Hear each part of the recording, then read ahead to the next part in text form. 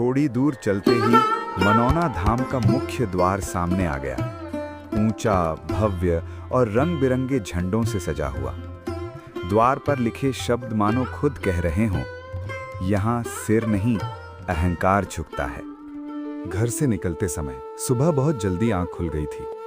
आज कोई आम दिन नहीं था, आज मनौना धाम जाना था।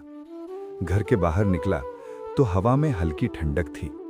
सड़क अभी पूरी तरह जागी नहीं थी, लेकिन मेरे मन में एक अलग ही हलचल थी।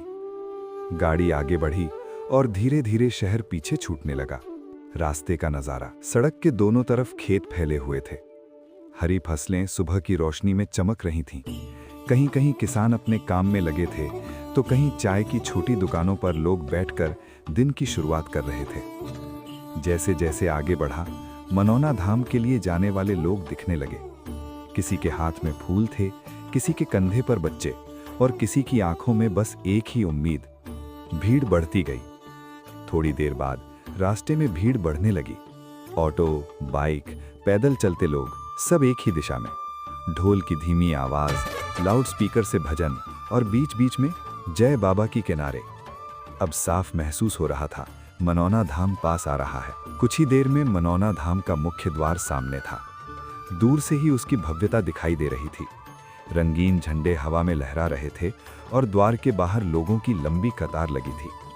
मैं गाड़ी से उतरा, जूते उतारे और मन में एक बात आई, अब आगे सब कुछ भगवान के भरोसे।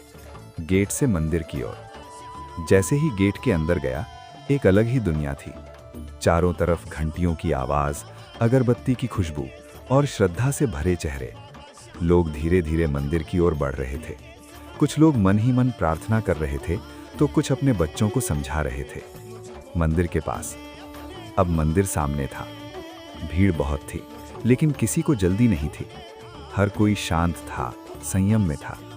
मैं भी कतार में खड़ा हो गया। मन में कोई शब्द नहीं थे, बस एक भाव था, श्रद्धा। और यहीं से मनौना धाम की असल अनुभूति शुरू होती है। शोर में छुपा सुकून। जैसे ही हम अंदर दाखिल हुए, एक पल को लगा जैसे दुनिया पीछे छूट गई हो। चारों ओर भक्तों की भीड़ थी, लेकिन उस भीड़ में भी एक अजीब सा सुकून था। कहीं घंटियों की आवाज, कहीं शंखनाद और बीच बीच में जय बाबा की के नारे। मंदिर परिसर में बैठे साधु, प्रसाद बांटते सेवक और जमीन पर बैठकर चुपचाप प्रार्थना करते बुजुर्ग। हर चेहरा अपनी अपनी कहानी कह रहा था। मंदिर के अंदर आस्था का चरम। लंबी कतार के बाद आखिरकार मंदिर के भीतर प्रवेश मिला। अंदर की रोशनी हल्की थी, धूप और दीप की मिलीजुली खुशबू थी। जैसे ही भगवान के दर्शन हुए, भीड़ का शोर एक पल में शांत हो गया।